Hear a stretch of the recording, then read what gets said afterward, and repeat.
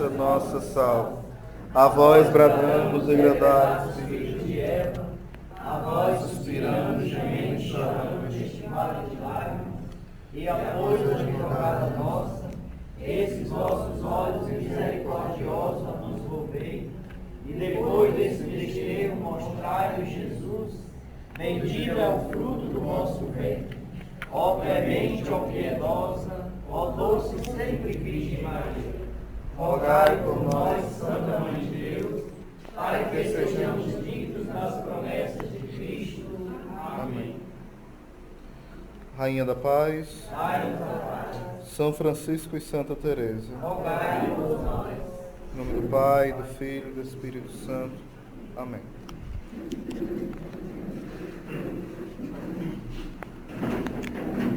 Então, sejam todos bem-vindos, certo? Tem algumas caras novas, né?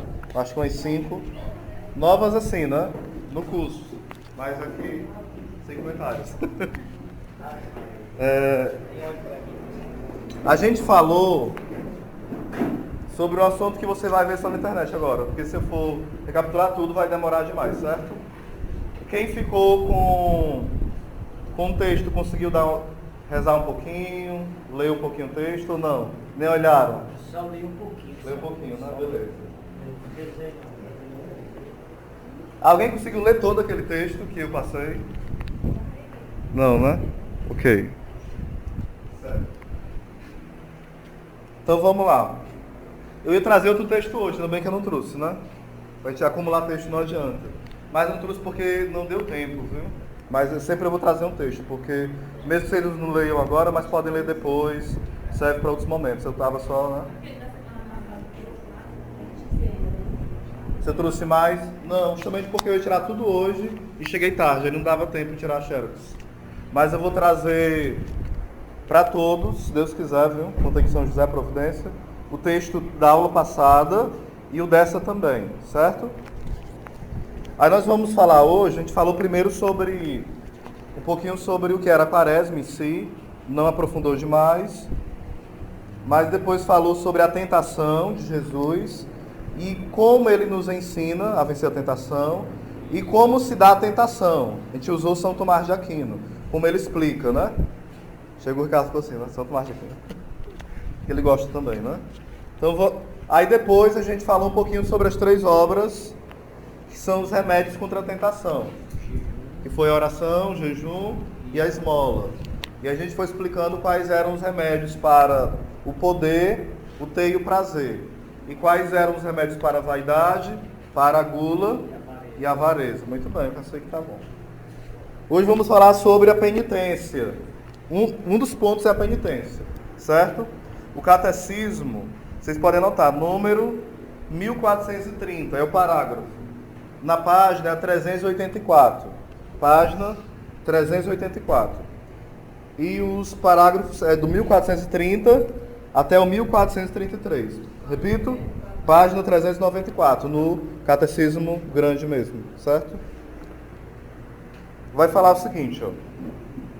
Como já nos profetas, o apelo de Jesus à conversão e à penitência não visa, em primeiro lugar, as obras exteriores, o saco e a cinza, os jejuns e as mortificações, mas a conversão do coração, a penitência interior.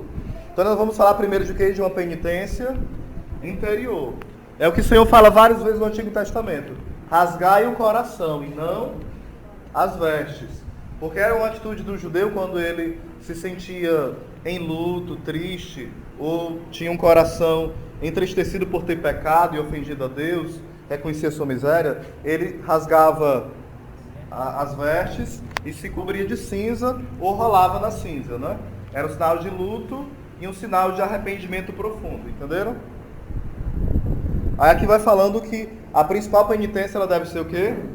Interior. A principal, ela não é a única.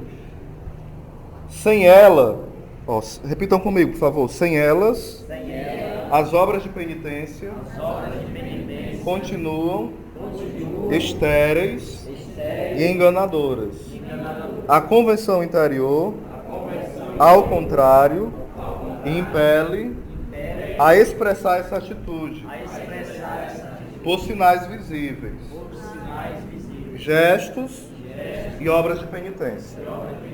Ó, o que ele vai falando aqui é algo bem simples, mas muito profundo e difícil de viver, né? Primeiro, ele está falando o seguinte: não adianta nada você se chicotear todinho, ficar 3 horas de joelho, chega a sangrar de se bater, você ficar no sol quente, rezando 3 rosários por dia, você fazer várias coisas para agradar a Deus de forma assim, bem sacrificante mesmo. Passar o dia evangelizando, começando de manhã, emenda até a noite em missão, direto, sem parar, morre de cansado. Morre de cansado.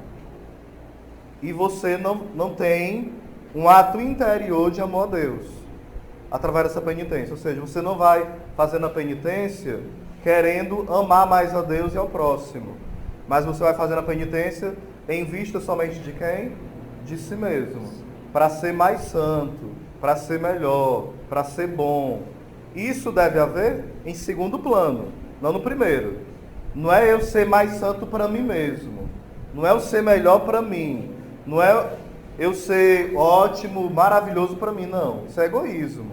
Isso não é santidade, entenderam? Às vezes a gente tem essa atitude sem perceber. A gente quer estar bem, isso não é mal, isso é bom.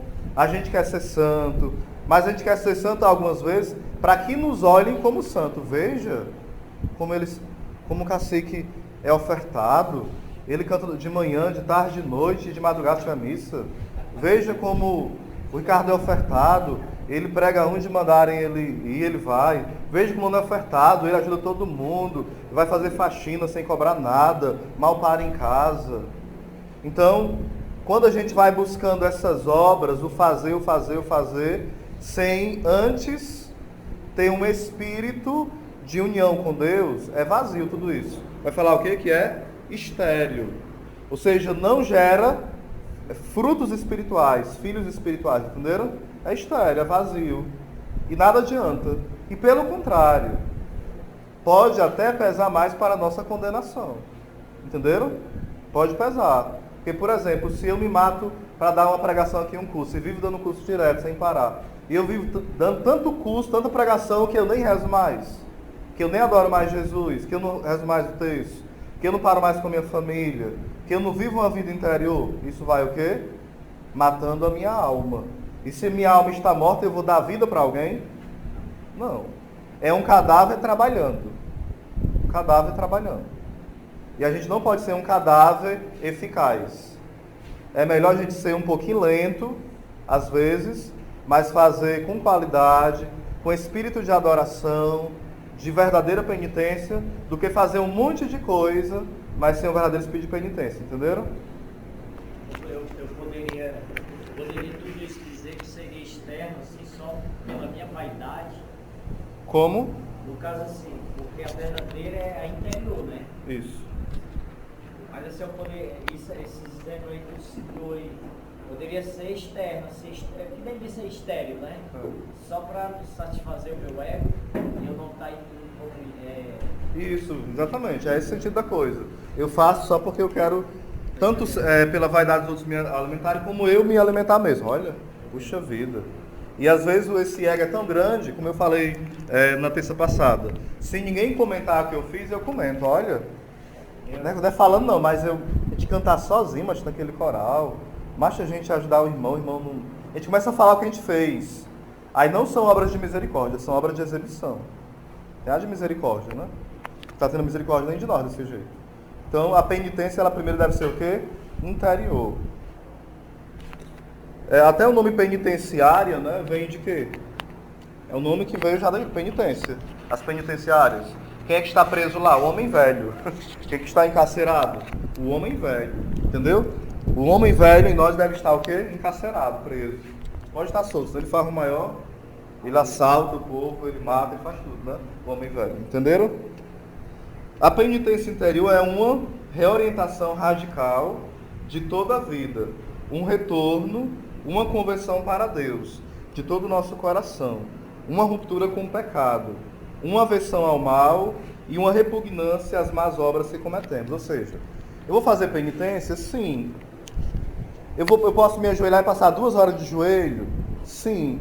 Mas eu vou fazer porque eu amo a Deus e quer unir esse sacrifício simples, pobre, pequeno, ao grande sacrifício único, verdadeiro, que é o de Jesus na cruz, entendeu? Os meus pequenos sacrifícios. Aqui entra algo chamado ascese. Ascese é uma palavra grega que quer dizer exercício. No caso, que é um exercício espiritual. São Paulo usa essa palavra em uma das suas cartas para dizer assim, que às vezes a gente o atleta luta pela coroa perecível. E nós lutamos por uma coroa imperecível. Que é perecível, que apodrece, que passa, que vai se deteriorando, né? Já a imperecível é a coroa de quê? Da glória. É o que os santos vivem, né? Estar com Deus é a nossa coroa, entenderam? Então, ele vai falando que o que é ascese? É quando você faz todo o esforço, só que você só vai aguentar, por exemplo, um atleta na São Silvestre. Estou falando como um atleta aqui, né, Márcio, agora? Quem vê diz que eu faço tanto esporte, né? Ele vai correndo, correndo, e ele faz um esforço último. Esse esforço último é chamado o quê? Ascese. É toda a força que você coloca do seu corpo, do seu ser, para vencer. Entendeu? Então, isso, na linguagem espiritual, São Paulo coloca que a gente deve treinar para que quando chegar a hora última do combate final, ou seja, próximo à nossa morte, a gente ter essa força de vencer o demônio, o pecado e o mundo, entenderam? Porque se a gente não for treinando, os santos falam o seguinte: a santidade não se faz de improviso. Eu não vou ficar santo de uma hora para outra. A santidade é um exercício, entenderam? É uma ascese, é uma vida de união com Deus. E hoje nós perdemos muito essa questão da ascese, sim ou não? Sim. Eu, pelo menos, eu perdi bastante. No começo, quando eu comecei a caminhar no Shalom, eu tinha, vou dizer bastante não, mas tinha uma certa ascese. Procurava ter sacrifícios mais constantes, né? Depois eu fui me relaxando. Hoje eu percebo que eu preciso retornar muito mesmo, falta muita coisa. Então essa ascese, o que seria? Tem duas formas: ascese corporal e ascese da vontade. O que seria ascese corporal? Eu penitenciar o meu corpo mesmo. Tipo, mas é bem prático, eu moro longe e eu posso pegar mototáxi. E eu tenho dinheiro para pagar o mototáxi, mas dá tempo eu ir em casa e voltar tranquilamente se eu for a pé. Então eu vou a pé. É uma ascese sacrificando o corpo. Entenderam? Se eu ficar 5 minutos de joelho, dói um pouquinho. Mas se eu me esforçar, eu posso ficar até 10 minutos ou 15. Então eu fico. Eu bebo água de quase toda hora, sem parar. Mas eu percebo que não é nem por saúde, é quase um vício. Então, eu não tomo aquela água, eu começo a tomar menos água. Não pela questão da saúde, mas para não fazer minha vontade direto. Eu, por exemplo, tem mais aqui? Coisas mais concretas e mais pesadas, Ricardo? Alguma coisa aí?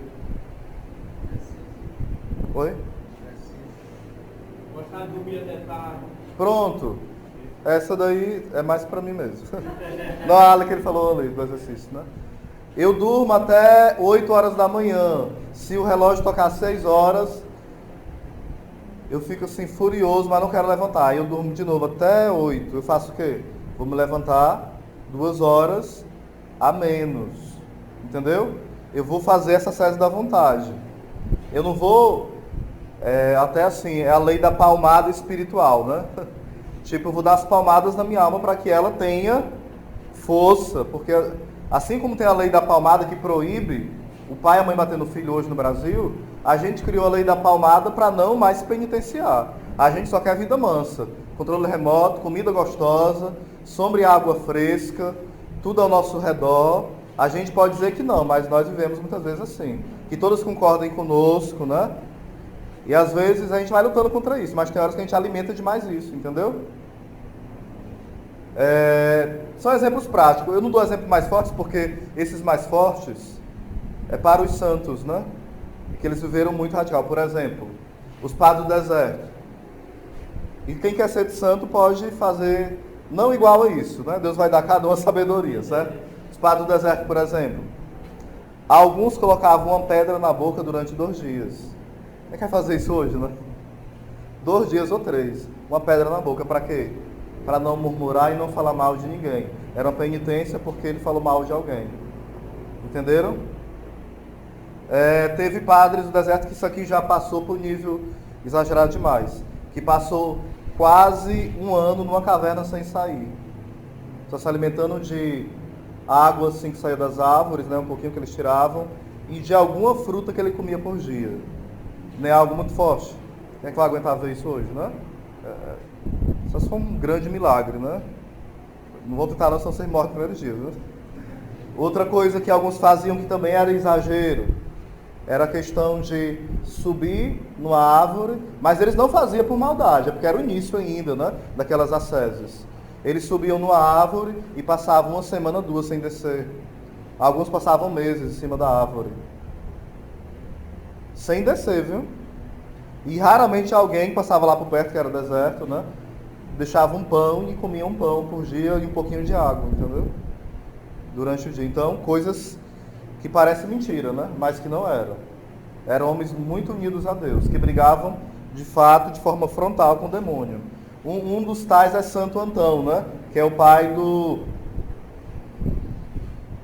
Agora deu um branco. Dos padres do deserto. Ele é o primeiro, é um dos primeiros que vai ter essa atitude, né? Santo Antão. Santo Antanásio escreve a vida dele. Vocês podem olhar na internet, né? Tem um resumo da vida de Santo Antão, muito belo.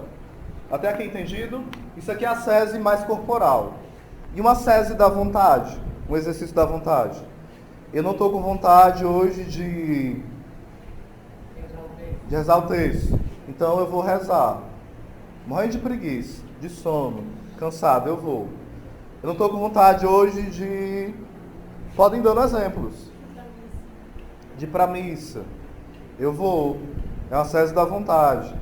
Coisas mais dolorosas, uma sese da vontade.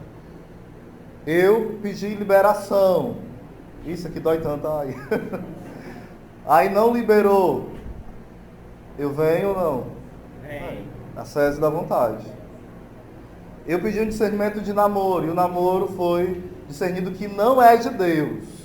Não é. A pessoa não diz que você não namora, só diz que o discernimento foi que não é de Deus, é você. Prefere namorar. Aí vai, namora. Aí se ferra, porque não fez a sese da vontade. A pessoa é discernida para ir para um ministério, só que ela acha muita coisa para ela. Ela começa a fugir. E vai para outro, que ela acha que se identifica, ela acha. Deus nunca falou para ela nunca percebeu, ela só acha que é mais fácil, que não merece, não é digna. Aí é chamado para o pastoreio e vai para onde? Para a intercessão, vai para a providência. Não que seja menos esses ministérios, mas porque ela não quer se expor, entenderam? Ou por N motivos, ou porque ela quer olhar para a sua fraqueza. Eu tenho que fazer uma sese da minha vontade e dizer, Senhor, eu não sou capaz, eu sou fraco, miserável, não sei nada, não sei animar um louvor, não sei pregar, mas eu vou. Mandaram. A gente aqui no Shalom aprende como? Fazendo. Porque se a gente, ao fazer na obediência, a gente for com aquele coração desejoso de aprender, a gente vai fazer melhor do que quem é profissional, entendeu? O verdadeiro profissionalismo se dá na obediência. O verdadeiro, né? Deu para entender mais ou menos, né? A sese da vontade. Faz uma sese da vontade, pega um pouquinho de água para mim, pega. Já pegou, oxi. Partilhe com o seu irmão qual é a sese que você precisaria fazer nessa quaresma. Algumas, fale para ele aí.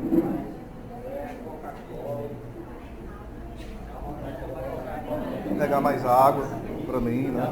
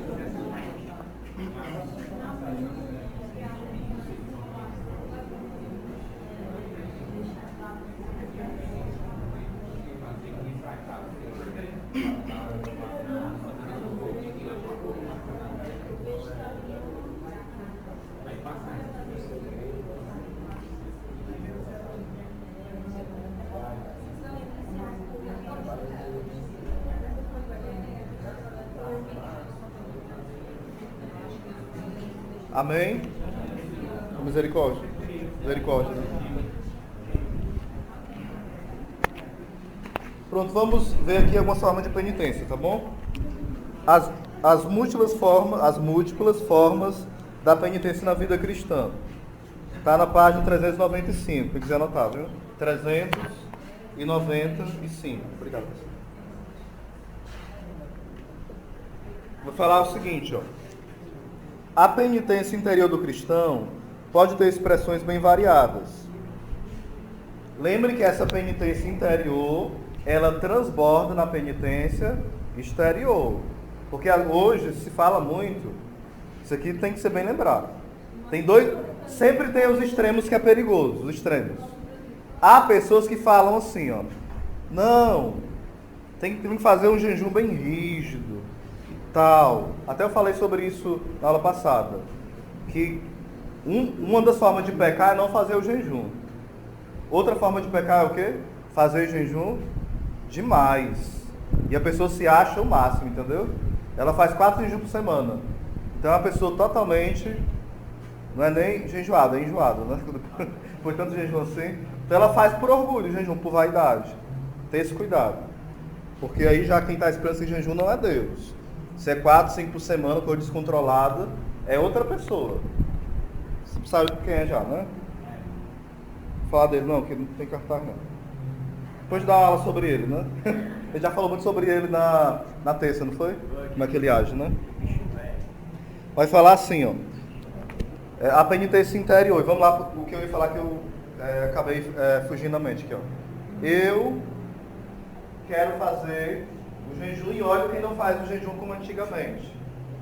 Qual é a lei do jejum hoje? Quarto mandamento da igreja. Jejuar e abster-se de carne quando manda a Santa Mãe Igreja. Quando é que manda a Santa Mãe Igreja? Na quarta-feira de cinza, na sexta-feira santa e toda sexta-feira. Toda sexta-feira. Toda sexta-feira. Mas quando a gente de festa, faz tipo assim, Páscoa, Natal. É assim, ó.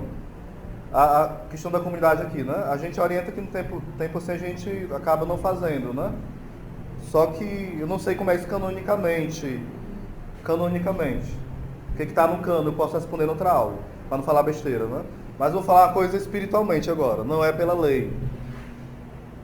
O ideal é que a gente tenha uma vida penitente. Então, por exemplo, é Páscoa, mas eu estou passando por várias tentações. Sem ser no domingo, tira o domingo, viu? Eu devo fazer penitência na Páscoa? O demônio tira férias na Páscoa, no período. Tá sempre... Então, se eu preciso me mortificar, eu vou me mortificar. Entendeu? Porque o demônio não vai tirar férias na Páscoa, nem no Natal. Canonicamente eu não sei, vou te responder ainda, antes da terça eu te respondo, certo? Porque está no código, né? O que deve ser e o que não deve. E eu não estou sem um código aqui. Só sei que no código pede que seja toda sexta. E a CNBB, a Conferência dos Bispos, ela tem as normas próprias do Brasil. Então, tem as leis que regem isso. Por exemplo, se a Conferência dos Bispos, né, quiserem colocar, elas colocaram algumas normas diferentes. Se você não puder se abster de carne, você pode fazer alguma penitência. Entenderam? Então, isso é livre em relação aos países. Em relação aos bispos, eles podem aplicar algumas coisas extras. A norma geral é não comer carne, entendeu? Na sexta. Porém, os bispos podem juntos reunir e decidir para o país lá, não ferindo o código, mas podem colocar algo diferente. Para quem não pode fazer a penitência de não comer carne, um exemplo, né?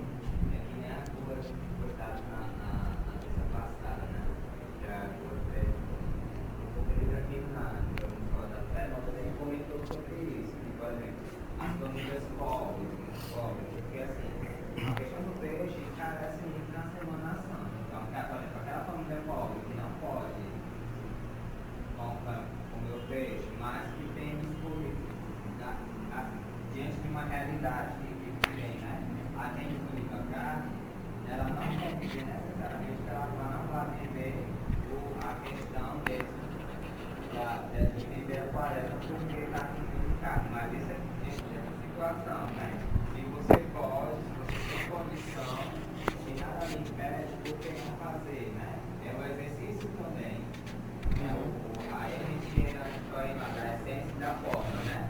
Você sabe o que é exterior das formas e você vai se aproximando daquilo que é a essência das coisas. Viver realmente as coisas no espírito que é para ser vivido. Isso mesmo. Obrigado, Valmir. Ao lado da purificação radical, operada pelo batismo, pelo martírio, citam como meio de obter o perdão dos pecados, os esforços empreendidos para reconciliar-se com o próximo. Algumas formas de viver a quaresma, de purificar-se, né? Reconciliar-se com o próximo, as lágrimas de penitência, a preocupação com a salvação do próximo, a intercessão dos santos e a prática da caridade, que cobre a multidão de pecados. Anotem 1 Pedro 4, versículo 8. 1 Pedro 4, versículo 8. Vai falar sobre esse tema, né? Aí a primeira parte que eu falei sobre o jejum extremo seria essa, né? O exagero para se mostrar. O segundo, são pessoas que falam assim, ó. Rapaz, jejum é jejuar de cigarro, de falar da vida alheia. É jejum de a gente parar de fofocar.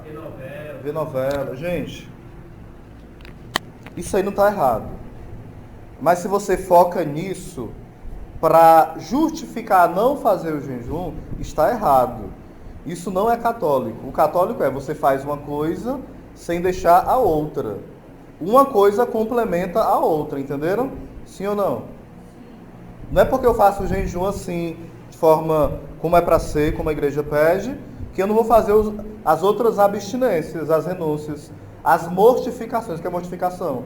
É fazer minha carne, o homem velho, morrer, entenderam? E eu não vou ficar só 40 dias sem aquilo, eu vou ficar 40 dias sem aquilo que é ilícito e vou ficar para sempre. E se for algo lícito, eu posso até voltar a usar. Tipo, eu bebo como pudim, aí eu deixei de comer pudim. É algo ilícito comer de novo?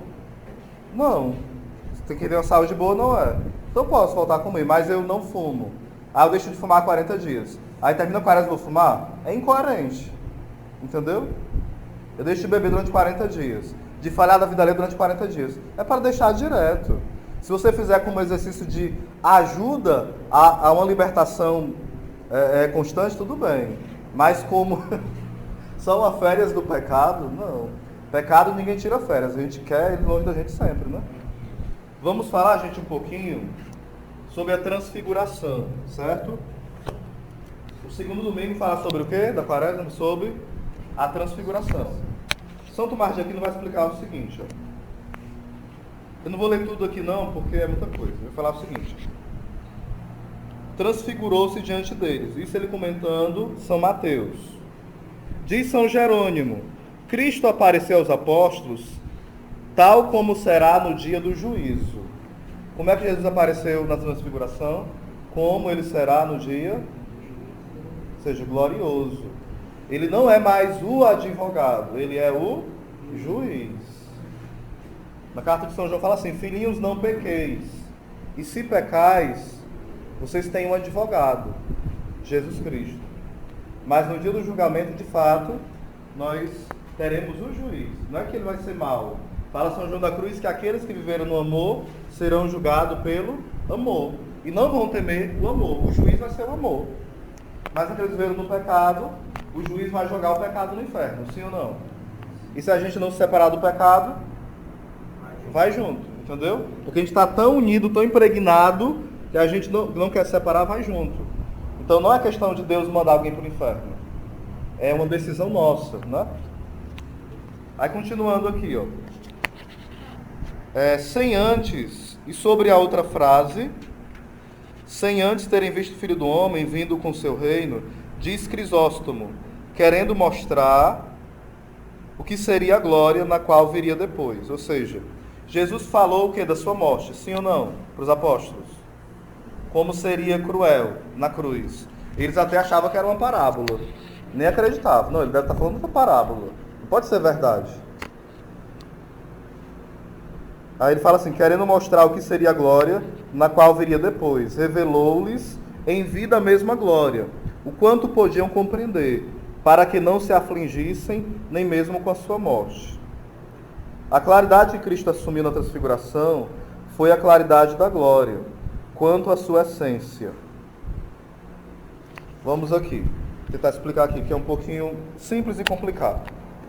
Quando Jesus se transfigura, ele vai se transfigurar um pouquinho antes, um pouquinho depois, melhor dizendo, que ele fala que ele vai ser o quê? O Filho do Homem deve ser o quê? Entregue na mão dos pecadores e ser crucificado. Mas ele vai ressuscitar. E para mostrar que ele vai ressuscitar, ele faz o quê? Ele se transfigura. E ele está o quê? Quando ele se transfigura? Em oração. As suas vestes ficam brancas, sim ou não? Sim. E o seu rosto também. O que os santos explicam sobre a veste branca e sobre o rosto? O rosto simboliza Cristo glorioso mesmo, o juiz. As vestes simbolizam os santos, porque nós aqui temos uma roupa velha. Um homem velho que ainda combate contra o homem novo.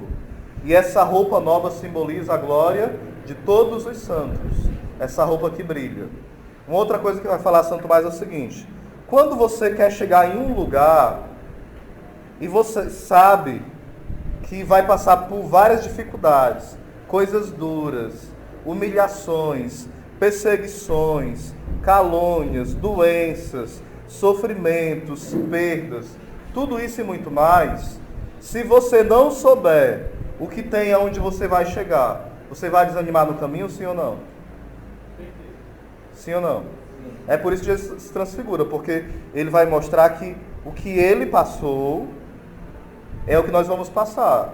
Por um vale de lágrimas, por angústias, por crise de fé, por dúvidas, por medos, por quedas, traições, perseguições, às vezes perseguições dentro da família, dentro do grupo de oração, incompreensão às vezes do próprio pastor do grupo, às vezes ovelhas ingratas que tem no grupo, e por aí vai. A esposa que às vezes não caminha junto comigo, ou vice-versa é o esposo, ou um namorado que eu nunca consigo dar certo com o namoro, imprevistos e por aí vai. Uma vida que dói. A vida de vocês tem muito disso ou nada disso? Quem já sofreu muito na vida, levanta a mão. Aqui. Só a Márcia que não sofreu muito, né, Márcia? Jura, hein, Márcia? Aí vai nos falar Santo Tomás. Então Jesus mostra o que nos espera. Gente, um cristão que não sabe aonde quer chegar e o que o espera, ele desiste. Porque o negócio é difícil. Se você quiser viver de fato como de fato Jesus pede e como a sua alma anseia, você, se não tiver a meta, a certeza do que te espera, do que nos espera, nós paramos. A gente pode caminhar 20 anos, 25, mas tem hora que a gente vai... Não, basta, né? Cansei. Quem quiser se ferrar com essas coisas, se ferra. Eu vou ver minha vida, né? Cansa. Porque é duro, gente, é árduo.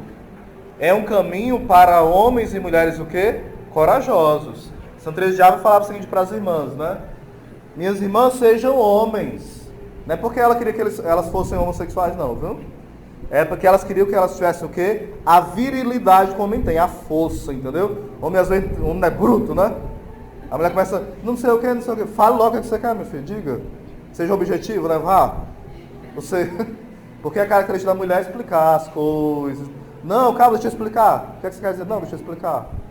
Mas já o homem, ele faz o que? Ele tem objetivo. Bah! O que é melhor? O que a mulher faz ou o que o homem faz? Os dois. Mas no sentido aqui da fé de meta, a gente tem que ser objetivo. Eu quero ir para o céu. Nesse sentido, a mulher tem que ser homem, entendeu? Vou mesmo.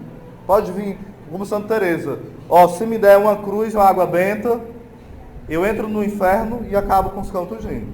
Né? Ela não falou isso com soberba, não. Ela quis dizer que ela confiava nos sacramentais da igreja, entenderam? Não é porque ela se achava a Mulher Maravilha, não. Ela se sabia fraca, pobre, mas ela sabia que os sacramentais têm poder contra o mal. O problema é que às vezes nós não usamos as armas, entenderam? Nós não usamos. A gente ora em línguas, um exemplo. A gente acompanha muita gente que fala assim, você ora em línguas? Oro. Ora em casa? Não. Peraí, que história é essa? Como é que você ora em línguas e na sua oração pessoal, um carismático não orar em língua é crise de identidade, sim ou não? É. Porque senão a gente está orando só por mecânica. Ah, bora orar em língua. Bora. Vamos levantar a mão. É coisa muito mecânica. Isso não muda a vida de ninguém. Entenderam? Ah, porque eu não gosto. Acese. Acese da vontade. Ah, você não crê. Então peça a Deus a graça de crer. É outra história. Tranquilo? Olha aqui, ó. Santo Tomás ainda fala o seguinte, Santo Tomás de Aquino, que quem foram os 3 chamados para estar com Jesus? Pedro, Tiago e João, num barquinho, Pedro e Tiago. Catecismo de criança, quem já ouviu essa música? Zé, né? É bem novinho e ouviu já. Ele fala o seguinte, os 3 representam o seguinte: Pedro simboliza aqueles que confessaram a fé, os confessores. Não é os padres que confessam, não. É uma pessoa que não morreu, não foi mártir, mas ela foi obrigada, ela foi perseguida para negar a fé. Mesmo assim, ela confessou a fé e acabou se livrando da morte. Por exemplo, São João Evangelista, colocaram ele em um caldeirão fervendo. Ele morreu? Não. O único apóstolo que não morreu, martirizado. Mas ele confessou a fé. E estava disposto a morrer. Entenderam? É alguém que confessa a fé, está disposto a morrer, mas não morreu martirizado, martírio de sangue. É os confessores. Maria dos Santos, muitos foram assim. Aí São Pedro representa esses. São João Evangelista representa os virgens. Representa quem? Os virgens. Ou as virgens. Aqui entram os celibatários. Os celibatários, os padres, né? Mas entra também aqueles que guardaram a sua virgindade antes do casamento. Ou aqueles que, vivendo uma vida promíscua, se arrependeram. Porque, por exemplo, a gente olha para Santa Teresinha, a doutora da igreja. Ela foi virgem sempre? Sim ou não? Sim. Santa Maria Madalena, ela foi virgem sempre? Não. Foi uma prostituta. Mas ela é virgem? É. Ela foi revirginizada. Entenderam? É uma virgindade espiritual. Então esses também herdarão, né? Quem é casado pode ter, porque virgindade simboliza integridade, um coração indiviso, né? Então, a questão do amor esponsal, não chama que a gente fala, né? O que é o amor esponsal? É um coração que ele se dá incondicionalmente a Deus, ele não é dividido, ele é indiviso. Ele não tem vários deuses, vários amores, ele até tem, mas tem um que é o centro. Como uma vez falou São Francisco de Assis, né? Ele estava assim, Senhor, eu amo o sol e amo a lua, amo as estrelas e amo o mar, amo aos irmãos e amo também a Ti, mas eu queria amar somente a Ti. Aí o Senhor responde, Francisco, eu amo só as estrelas, eu amo, né, o mar e os animais, eu amo também a Ti, aquilo que Tu amas, eu também amo. Então o problema não é amar as coisas, é amá-las não segundo Deus, mas segundo o nosso amor egoísta, segundo o nosso apego. Às vezes a gente fala assim, vamos se desapegar de alguém, né? Aparece meu tempo de desapego, viu? Das coisas e das pessoas e de nós mesmos. Os 3 ídolos, né? O ídolo das pessoas, o ídolo de nós mesmos e o ídolo das coisas. Os 3 grandes ídolos. Então o desapegar é aprender a amar. Se eu sou apegado com assim como amigo, só quero ele para mim, isso é amizade? É apego. E quando eu aprender a amar, ele vai ser mais amigo meu do que antes. Entenderam? Eu e o Ricardo somos amigos há muito tempo. A gente é apegado? Nem um pingo. Né? Quando a gente se vê, passa 2 anos sem se ver às vezes, ou 1 ano, ou 6 meses, se vê meia hora, o papo é o mesmo de quem se vê todo dia. Entendeu? Eu e a Raquel, a gente é muito próximo. Passei um tempo no seminário. Pergunto quantas vezes ela me ligou, ou eu ligava para ela. Eu acho que 2 vezes, quase 1 ano. A gente era menos amigo por isso? Não. Não era menos. Entenderam? Ah, ela não é minha amiga porque não me ligou. E ela a mesma coisa. Não, calma. Cada um tem uma forma de ser amigo. Sim ou não?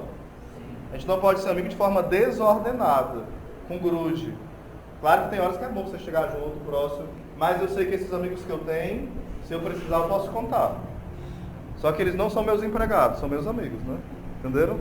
Nem são Deus. Ah, meu amigo, toda hora que eu quero, ele está perto de mim. Esse amigo é Jesus. Porque os outros, na hora que você morre, vai-se embora e eles nem chegam, entendeu? Mas continua sendo seu amigo. Quem disse que não são? Às vezes o nosso entendimento de amizade é muito deficiente. Esses 3 amigos aqui, eles deixaram de ser amigo de Jesus. Jesus chamou para transfiguração, eles dormiram, roncando. Igual a pessoa faz na vigília, né? Pessoal, às vezes eu também. Jesus deixou de chamar eles para o Getsemane? Para sofrimento? Não. Eles experimentaram a glória, experimentaram depois o sofrimento. E Jesus continua acreditando neles, nos amigos dorminhocos deles. Entendeu? E tem que acreditar nos nossos amigos dorminhocos. Dorminhoco em todo sentido, entendeu? Aí o terceiro, quem foi? Falei de Pedro, falei de João. E o Tiago foi o primeiro mártir entre os apóstolos. Então, quem são os outros amigos de Jesus? Primeiro são os confessores, os virgens e as virgens. O terceiro, os mártires. Aí entra o martírio de sangue e o martírio branco, que é a sese que eu falei, né? O padre José Forteia é um demonologista e um exorcista. Ele fala o seguinte: qual é a criatura que Deus mais odeia? Assim, o tipo de pessoa. É o místico que tem visões e ver as coisas, né? Tem o síndrome de Gabriel. Sabe o que é a síndrome de Gabriel? O padre Léo já falou uma vez isso aí. Alguém? Ei, meu, eu tenho que te dar um recado de Deus, viu? Deus me falou isso. Tem gente que vive, dizer que Deus falou direto, sem parar, né? Parece que ele vive assim, ligado com Deus.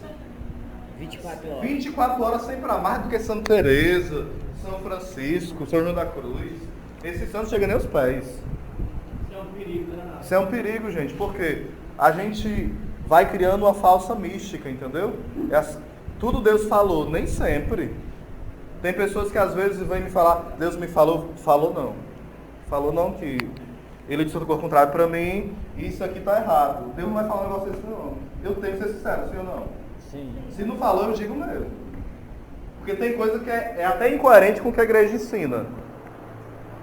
Aí você chega, Oséias, Deus me falou que fulano está apaixonado por mim. Aí digamos que eu conheço a fulana, né? Digamos que já aconteceu. Sem ser acompanhamento, só comentário. Mandou mensagem, né? Um exemplo. Aí fala assim, tá não, irmão, que eu conheço a irmã. Ela gosta de outro, viu? Fique na sua, viu? Gosta não. Se atravessa não. E às vezes a pessoa já é comprometido. Entende? Cuidado com essas coisas. A gente ouve a voz do diabo, a voz da carne, e acha que é a voz de Deus. Como é que Deus vai mandar você terminar um namoro longo, perto de casar, para você gostar de alguém que gosta de outro e não está nem para você? Vamos discernir. Vou dizer que não pode não, porque Deus é Deus, né? Mas vamos discernir direitinho quais são os espíritos, né? Se é o espírito de safadeza, se é o Espírito Santo mesmo, né? Direitinho. Então, os mártires de sangue, mártires de alma, martírio branco, né? Martírio vermelho e martírio branco. Gente, vamos treinar martírio branco, precisamos. Por quê? Se a gente não tem o martírio branco, imagina aí, se alguém chegar aqui e quiser, por exemplo, falar assim, alguém com metralhadora, eu vou matar um por um quem não negar Jesus. Um por um. Só que eu vou trocar, não vai ser metralhadora, não, vai ser faca. E vou cortar assim, vou começar cortando dedo por dedo. Para que você negue Jesus. Se a gente não treinar de forma séria o martírio branco, a gente vai fazer o quê? Nego. Desde conversa, rapaz. Quem é Jesus mesmo, hein? Nunca ouvi falar. Faz igual a Pedro. Entendeu? Só que Pedro ainda não tinha recebido o batismo no Espírito. Nós recebemos, sim ou não? A gente tem desculpa para ser frouxo? Não. Porque a gente fala assim, mas Pedro negou. Mas não tinha sido batizado, mergulhado no Espírito, não. Depois, ele pregou e mais de 3.000 pessoas se converteram. Olha a diferença. Entenderam? Nós fomos batizados no Espírito Santo. Ou pelo menos dizemos, a gente disse que foi, né? Pelo menos, né? Você crê que foi batizado no Espírito? Levanta a mão quem crê. Eu creio. Não pode ser um batismo no Espírito Paraguai, né? Tem que ser verdadeiro, entendeu? Eu acho um treinamento assim, bom, às vezes você rezar o texto na rua andando. Eu já tive vezes de ver alguém com a cabeça assim, com vergonha mesmo. Uhum. Eu já fui desses... Na minha opinião, isso é um certo negar. Não, negar fé. É chamado devoto escrupuloso. Como é o nome desse devoto? Devoto. Eu vou guardar o texto porque assim eu não quero polêmica, né? E a pessoa tem que respeitar a fé dos outros.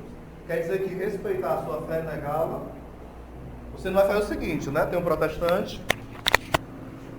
Pegar o texto que ele diz. A pessoa dessa é um cão em pintura já, não é um cristão não. É porque ele gosta de confusão, de briga, né? Quer saber se está debatendo, entendeu? Não é nem amor não, a Maria. Mas ele nem conhece Maria Santíssima. Mas quer saber se briga e fala dela, entendeu? Tem gente, vamos ter cuidado, porque às vezes a gente quer evangelizar, mas a gente quer aparecer. A gente quer provar que está certo, entendeu?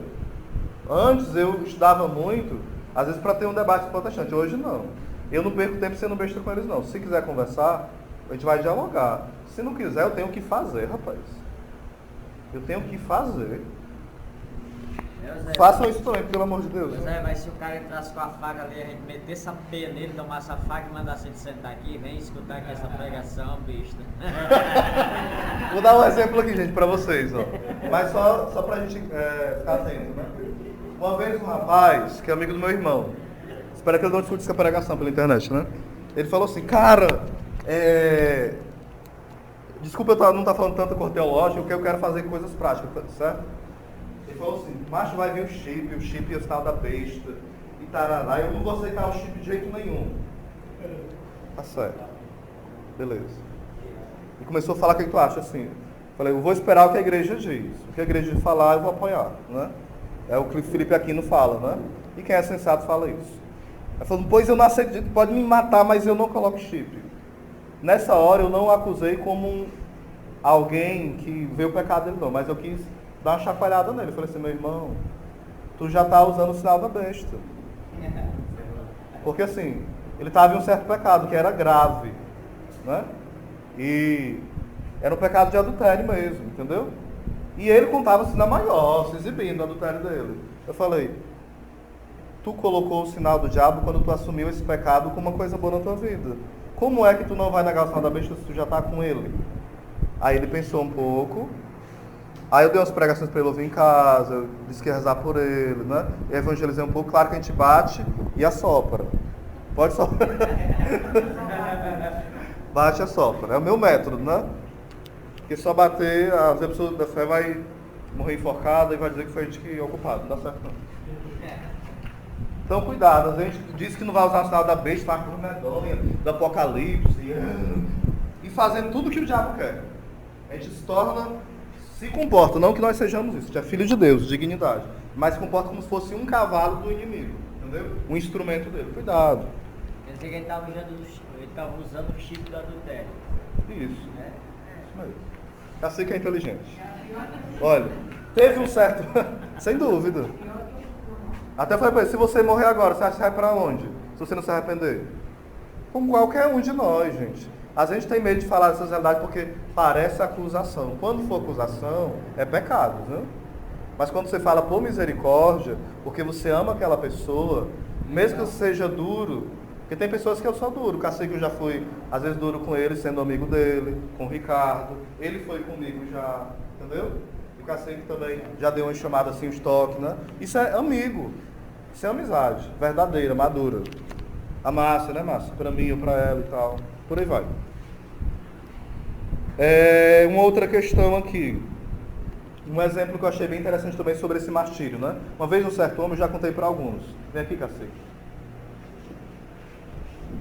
Tinha um certo homem, nesse tempo era tempo de muito martírio de sangue. E as pessoas queriam ser mártires mesmo. Só que sempre tem uns covardes, né? Aí chegou o soldado e falou assim, ó, você nega Cristo ou você quer morrer? Aí falou assim, ele pensou consigo mesmo, e tinha alguém que tinha um dom, como os santos têm, né, de ouvir o coração. O que ele pensou naquela hora? Segundo o relato deste santo, eu vou negar Jesus, eu fico vivo, me arrependo que eu me confesso, aí eu salvo a minha vida e salvo minha alma. Olha, foi uma ideia genial, sim ou não? Foi. Aí o soldado foi mais genial que ele, uma genialidade diabólica. Ele falou assim, ó, Aí ele falou assim, eu nego Jesus. Ele falou assim, seu infeliz, você acaba de perder a vida e perder a alma. E matou ele. Ele morreu negando Jesus. Às vezes nós temos essa tendência. O ano da misericórdia, a gente deve levar a sério uma coisa, o pecado. Porque a misericórdia é para quem? Para os pecadores, sim ou não? Sim.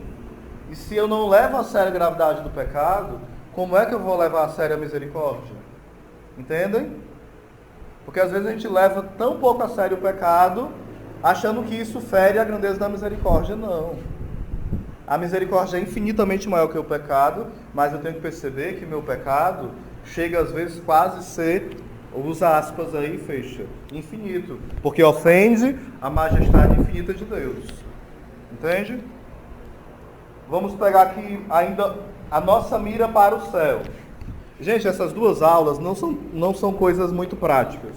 É mais uma parte mais da mística, da espiritualidade, certo? As outras aulas serão coisas práticas, concretas. Pode fazer isso? Não pode? Deve? Por que não pode? Certo? É preciso trabalhar pelo céu, que é Santo Afonso Maria de Ligório, doutor da igreja. Anotem em 1 Coríntios 7, 20. 1 Coríntios 7, capítulo 20. Vai falar o seguinte: o tempo é breve, que os que usam deste mundo sejam como se não usasse, porque a figura deste mundo passa. 1 Coríntios 7, 20. São Paulo e os cristãos viviam com a expectativa que Jesus viesse logo. Você acha que Jesus vai vir logo? Fala para o seu irmão isso. Jesus vai vir logo, vai demorar?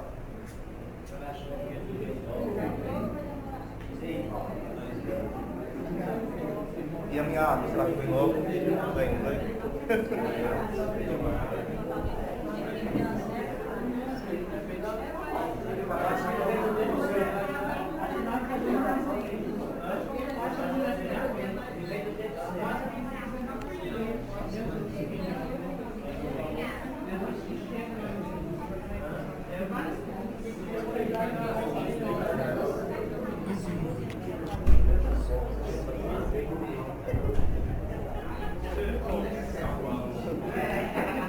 Amém?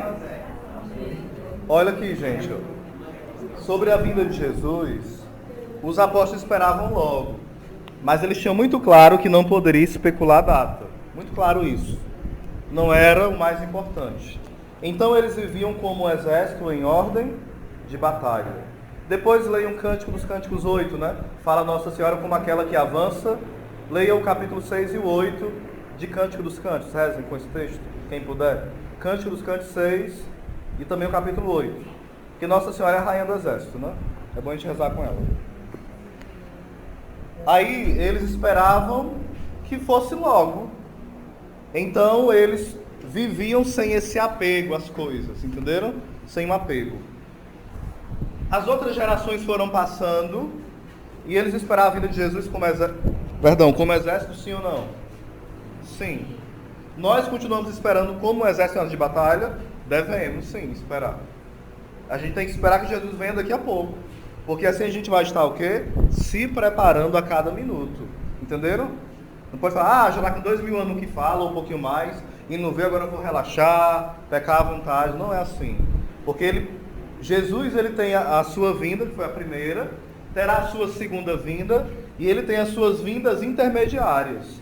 Ele vem para nós na Eucaristia, ele vem para nós na palavra, ele vem para nós na pessoa que precisa ser evangelizada, ele vem para nós no traficante, ele vem para nós na confissão, todos os sacramentos, ele vem para nós na pessoa dos santos, ele vem para nós no ateu que questiona a nossa fé.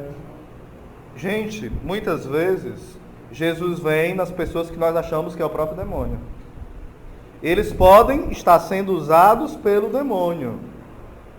Só que o demônio, em segundo, que é tão bobinho, nesse sentido para com Deus, né?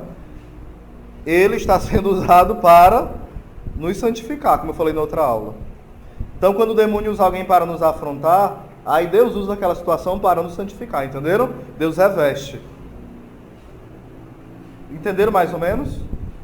Deus enviou alguém para te tentar cair no pecado da desonestidade, que é tão comum hoje, vender seu voto. Aí você vê aquilo como alguém que está sendo usado pelo mal, mas alguém que grita por Deus. Entenderam? E evangeliza aquela pessoa e dá o seu testemunho. Então aquela pessoa que aparentemente era usada pelo demônio e pelos atos, ela começa a ser um instrumento de quê? De santificação. Ou seja, Entenderam? O demônio ia fazer um giro e os pés para o diabo. Isso mesmo. Algumas... Deixa eu ver aqui. Algumas colocações aqui, só para terminar, alguns pensamentos, né? O que é a nossa vida? Santo Afonso fala, neste mundo, senão uma cena que passa e acaba rápido. E o que significa a palavra figura, empregada pelo apóstolo Paulo? É um mundo como se fosse um teatro. Sucede uma geração e outra geração.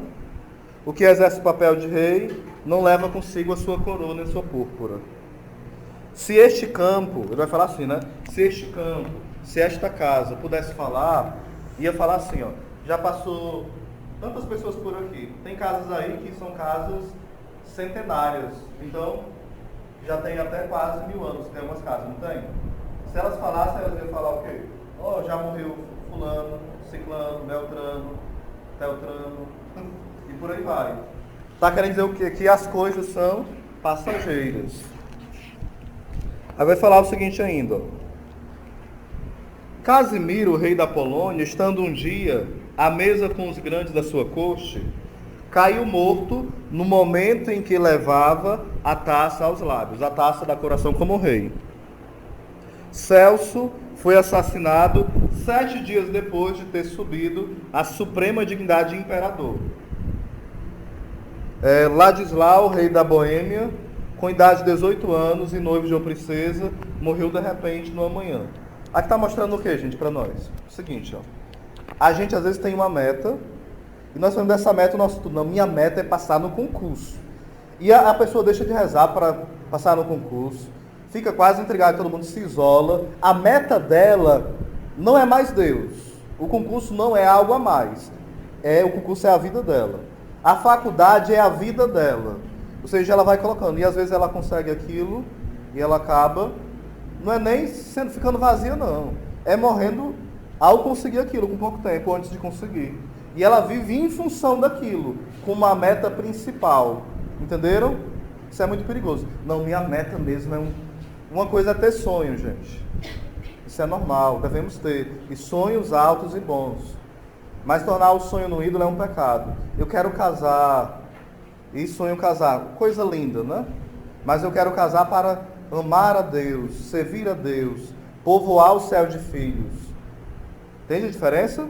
Eu quero ficar empregado, para que eu trabalhe e evangelize as pessoas lá dentro com o meu testemunho, para que eu seja um canal de Deus, para que eu devolva minha comunhão de bens, para que eu ajude os pobres. Olha a diferença. Não é eu arrumar o trabalho, não é eu me casar, não é eu ter filhos, como fim último, entendeu? A finalidade última da minha vida. Não pode ser assim. Meu sonho é colocar um tal no pescoço. Aí morre, um tal no pescoço, e como diz a Mazel, nossa formadora, no inferno a madeira queima mais rápido, né? Aí então queima com tal e tudo no inferno. É uma forma de... Não é poética, é uma parábola para dizer que não é um tal que nos dá a salvação. É eu viver como quem é um consagrado. Viver como batizado. Viver como um celibatário. Viver como aquele a quem Deus me chamou a ser, entenderam? Então isso é ser uma pessoa transfigurada. É você passar pelo sofrimento, mas o brilho da eternidade já reluz em você. Alguns santos tiveram essa graça. Santo Antônio, vocês são Felipe Neri, eu sei que vários santos. De modo especial os santos lá do Oriente. Alguns santos aqui tiveram a graça das chagas. São Francisco, Santa Gema Galgani, São Padre Pio de Pietrelcina, Santa Rita de Cássia. Teve inúmeros, né? Inúmeros mesmo. Porém, teve outros que teve as marcas da ressurreição. Quando eles rezavam, a luz saía do rosto deles e do corpo. A luz mesmo. Uma glória de luz. E quando iam caminhar na neve, tinha pessoas que ficavam próximos dele, porque ficava quente. Era frio, mas o calor que saía da luz deles aquecia os irmãos que estavam perto. Alguns nem ficavam tão perto, só ia pisando nas pegadas dele na neve. E aonde ia pisando ficava quente, porque a luz saía. Aquilo que acontecia fisicamente com esses santos deve acontecer espiritualmente conosco na quaresma, entenderam?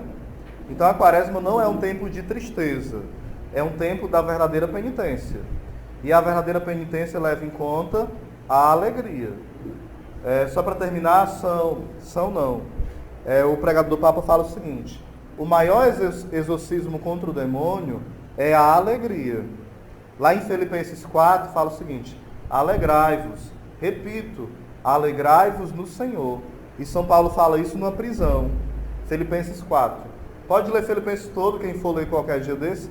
É a carta da alegria. E lá São Paulo está levando açoites, está passando necessidades, ele está sendo abandonado por muitos irmãos, está passando por uma noite escura. Mas ali ele diz que é a verdadeira alegria. Ou seja, ele encontrou o sentido da verdadeira alegria, entendeu? Que se dá mesmo nas lágrimas, nas ausências, nas noites escuras da vida. Então, na quaresma é tempo de encontrar essa alegria. Amém? Amém. Vamos só, ficando de pé,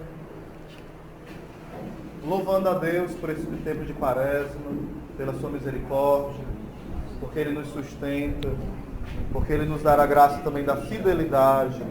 Obrigado, Senhor, pelo Teu amor infinito. Obrigado porque Tu nos acolhe.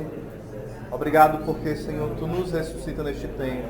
Nos faz experimentar a Tua luz. Bendito seja o Teu nome, Senhor. A Ti todo louvor, toda glória, para todos sempre. Nos consagremos à Virgem Santíssima também. Seja em nosso favor, Virgem soberana, livrai-nos do inimigo com vosso valor.